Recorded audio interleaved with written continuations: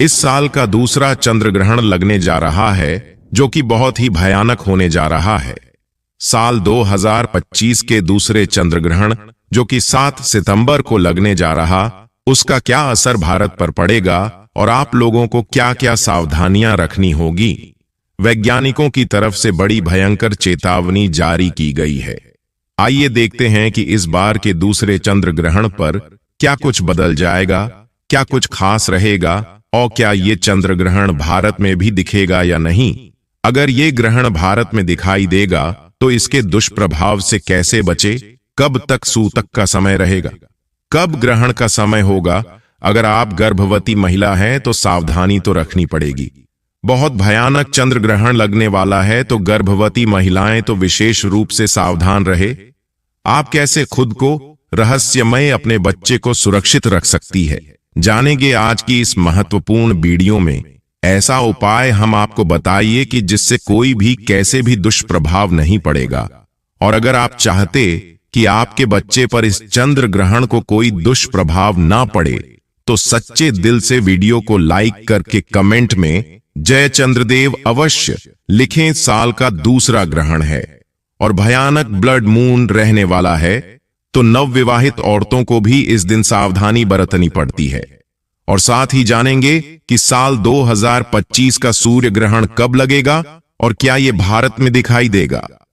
इस वीडियो को बहुत ही ध्यान से देखिएगा, क्योंकि इस वीडियो में आपको बिल्कुल सही और सटीक जानकारी दी जाएगी। तो वीडियो को अंत तक बने रहिएगा, क्योंकि आधी अधूरी जानकारी हानिकारक होती है। आप वीडियो पूरा नहीं देखते हो और फिर कंफ्यूज रहते हैं, इसीलिए निवेदन है अंत तक वीडियो देखिए। लेकिन ग्रहण की जानकारी सुनने से पहले कमेंट सेक्शन में हर हर महादेव, ओम नमः शिवाय अवश्य लिखे और वीडियो को लाइक जरूर किया करिए। भोलेनाथ का नाम देने से ही सारे संकट कट जाते हैं। दोस्तों, साल 2025 खगोल शास्त्र और ज्योतिष दोनों के लिहाज से बेहद खास है, क्योंकि इस साल कुल 4 बड़े ग्रहण पड़ने वाले हैं, 2 सूर्य ग्रहण और 2 चंद्र ग्रहण। पहला चंद्र ग्रहण 14 मार्च 2025 को लग चुका है, लेकिन अब साल का सबसे महत्वपूर्ण, रहस्यमय और शक्तिशाली चंद्र ग्रहण आने वाला है। ये चंद्र ग्रहण एक पूर्ण चंद्र ग्रहण होगा, यानी इस बार पृथ्वी चंद्रमा को पूरी तरह ढक लेगी और आसमान का नजारा अद्भुत होने वाला है। ज्योतिष शास्त्र के अनुसार चंद्र ग्रहण को हमेशा से अशुभ घटना माना जाता है, क्योंकि इस समय चंद्रमा पीड़ित अवस्था में होते हैं, उनकी शक्ति क्षीण हो जाती है और इसका सीधा असर हमारी किस्मत, स्वास्थ्य और पारिवारिक सुख समृद्धि पर पड़ता है।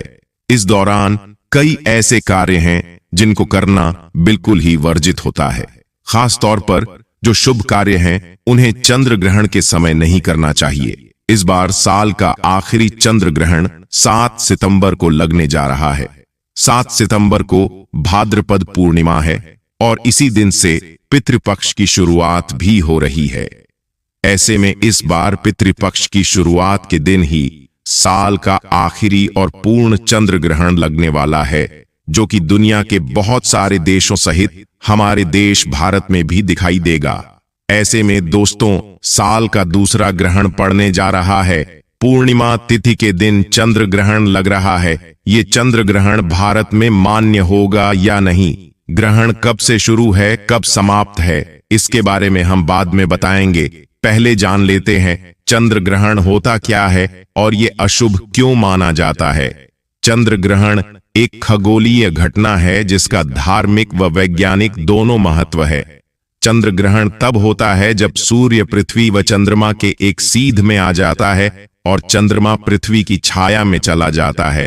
पूर्ण चंद्र ग्रहण में पूरा चंद्रमा पृथ्वी की छाया के अंधेरे हिस्सा में आ जाता है, जिसे अमरा कहा जाता है। जब चंद्रमा अमरा के अंदर होता है तब वह लाल नारंगी नजर आता है।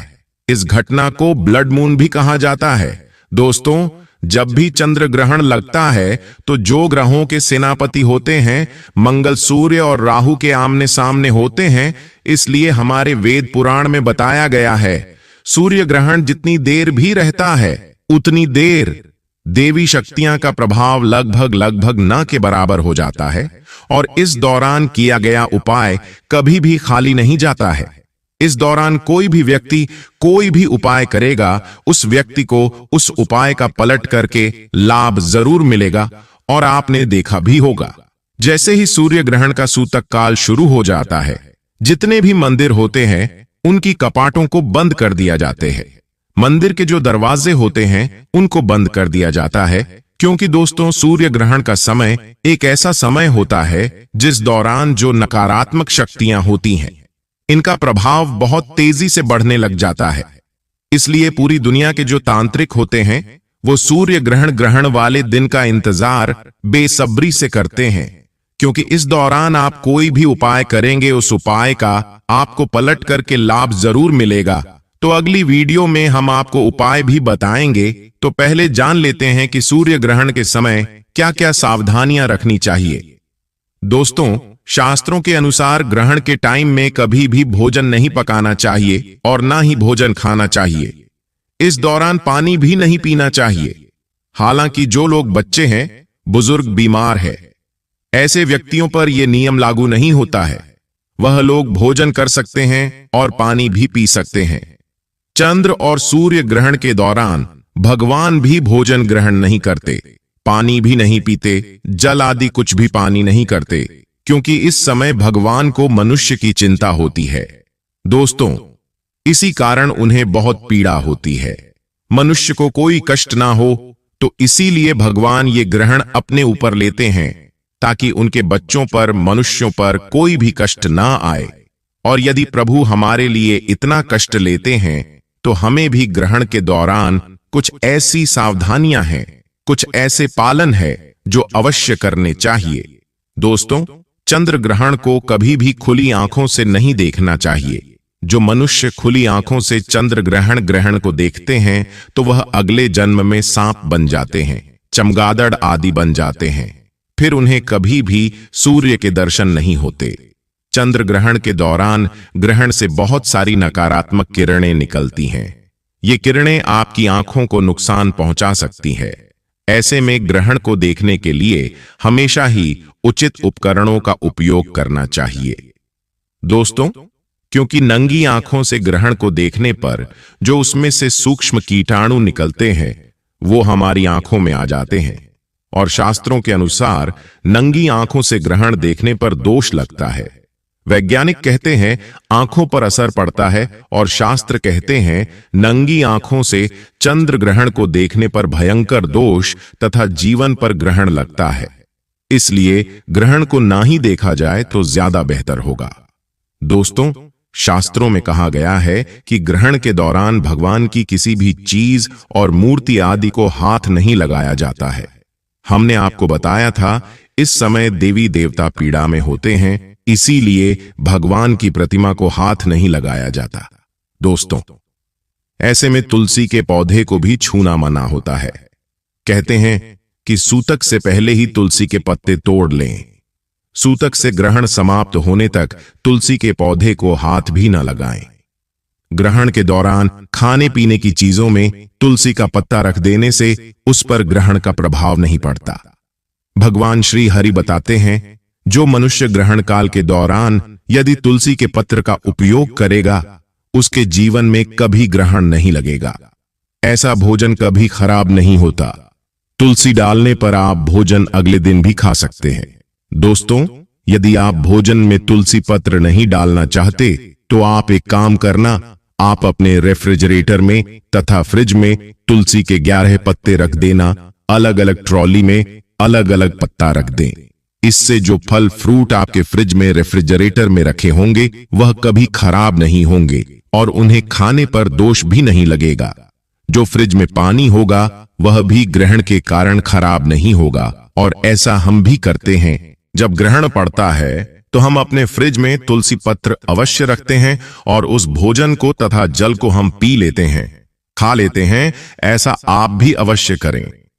दोस्तों, ग्रहण का सूतक शुरू होने से पहले लोगों को खाने पीने की चीजों में खासकर अचार, मुरब्बा, दूध, दही और अन्य खाद्य पदार्थों में तुलसी का पत्ता रख देना चाहिए। ऐसा करने से खाने की चीजों पर ग्रहण का प्रभाव नहीं पड़ता। ग्रहण समाप्त होने के बाद तुलसी की पत्तियों को भोजन से निकालकर ही भोजन ग्रहण करना चाहिए। ग्रहण काल के समय गर्भवती महिलाओं को अपने पेट पर गेरू लगा लेना चाहिए। गेरू लगाकर सीधा सीधा लेटना चाहिए और पहले से ही भोजन पानी कर लेना चाहिए। छत पर गर्भवती महिला ना निकले, इससे होने वाले शिशु पर ग्रहण लग सकता है। यदि भूख ज्यादा लगे तो आप तुलसी पत्र डालकर भोजन कर सकती है। दोस्तों, ग्रहण के टाइम में हमें कभी भी किसी सुनसान जगह पर नहीं जाना चाहिए। समझा जाता है कि ग्रहण के टाइम में ऐसी जगहों पर नकारात्मक शक्तियां जैसे कि भूत, प्रेत, चुड़ैल एवं काली शक्तियां का वास होता है। दोस्तों, ग्रहण के टाइम हमें किसी तिराहे या चौराहे पर पड़ी अनजान वस्तु को अपने घर में नहीं लाना चाहिए। दरअसल ऐसे समय में तांत्रिक लोग अपनी काली शक्तियों को सिद्ध करने के लिए ऐसी जगहों पर रुपया, पैसा, सिक्का छोड़कर आ जाते हैं। ये अगर आप अपने घर ले आते हैं तो यह आपको भारी नुकसान पहुंचा सकते हैं। खासकर घर में छोटे बच्चे ऐसी गलतियां करते हैं और बाद में पूरा परिवार पछताता है। दोस्तों, ग्रहण के बाद दान पुण्य करने के लाभ भी अनेकों में बताया गया है। जैसे कि अगर जीवन में शत्रु आपको बहुत ज्यादा परेशान करता है, क्योंकि शत्रु की जो समस्याएं हैं वो बिल्कुल आम सी हो गई हैं। काफी लोग इस भावना के कारण, जलन के कारण शत्रु जैसे बन जाते हैं। अपने खुद के ही अपने बिल्कुल शत्रु जैसा स्वभाव करने लग जाते हैं। तो इस प्रकार की शत्रुता से बचने के लिए आपको केवल इतना करना है कि ग्रहण का जो अगला दिन है, अगले दिन जाकर आपको गाय को अपने ऊपर से 108 बार एक केला उतारकर गाय को खिला देना है। ऐसा करने से गुरु ग्रह बलवान बनता है। दोस्तों, और अगर किसी शत्रु ने कोई अनिष्ट किया भी होता है या आपका बुरा करने के बारे में सोच रहा होता है, उससे मित्रता स्थापित होती है। जो लोग अपने जीवन में शत्रु की परेशानी से काफी ज्यादा परेशान हैं, इस उपाय को अवश्य ही करें। आइए अब जानते हैं साल का दूसरा चंद्र ग्रहण कब कब लग रहा है और कहां दिखाई देगा, और क्या भारत में दिखाई देगा और नहीं दिखाई देगा तो क्या सूतक काल मान्य होगा, सूतक मान्य नहीं होगा तो क्या गर्भवती स्त्रियों को सावधानियां रखनी चाहिए, और फिर जानेंगे साल 2025 का पहला सूर्य ग्रहण कब लग रहा है। सारी बातें आज की वीडियो में जानेंगे। लेकिन अभी तक आपने वीडियो को लाइक नहीं किया है तो वीडियो को लाइक करके हिंदू रिलीजियस टेल्स चैनल को सब्सक्राइब अवश्य कर दें, और हां, पास वाले बेल आइकन का बटन अवश्य ही दबा दें। इस बार साल का आखिरी चंद्र ग्रहण 7 सितंबर को लगने जा रहा है। 7 सितंबर को भाद्रपद पूर्णिमा है और इसी दिन से पितृपक्ष की शुरुआत भी हो रही है। ऐसे में इस बार पितृपक्ष की शुरुआत के दिन ही साल का आखिरी और पूर्ण चंद्र ग्रहण लगने वाला है, जो कि दुनिया के बहुत सारे देशों सहित हमारे देश भारत में भी दिखाई देगा। चंद्र ग्रहण का सूतक काल 9 घंटे पहले प्रारंभ हो जाता है और सूतक काल ग्रहण के साथ ही समाप्त होता है। जब तक ग्रहण रहता है या सूतक काल रहता है, तब तक मंदिर के कपाट बंद कर दिए जाते हैं। बहुत सारी बातें हिंदू धर्म के अनुसार इस समय में करना वर्जित माना जाता है, जैसे किसी नए काम की शुरुआत करना, पूजा पाठ करना इत्यादि। और ग्रहण की समाप्ति के बाद हिंदू धर्म के अनुसार कुछ ना कुछ दान दिया जाता है। जैसे कि इस बार चंद्र ग्रहण लग रहा है, तो चंद्र ग्रहण के बाद अगले दिन चंद्र देवता के नाम से कुछ दान देने से ग्रहण का अशुभ प्रभाव बहुत हद तक कम हो जाता है। भारतीय समय की अगर बात करें तो इस बार का चंद्र ग्रहण 7 सितंबर रविवार को भाद्रपद पूर्णिमा के दिन रात 9:58 से शुरू होगा और इसका समापन देर रात 1:26 पर होगा। अगर बात करें 7 सितंबर को दिखने वाले ग्रहण की, तो यह एकदम लाल दिखाई देगा, जिसे ब्लड मून के नाम से भी जाना जाता है। सूतक काल 9 घंटे पहले शुरू हो जाता है और इस बार चंद्र ग्रहण का सूतक काल 7 सितंबर को दोपहर में 12:57 से ही शुरू हो जाएगा।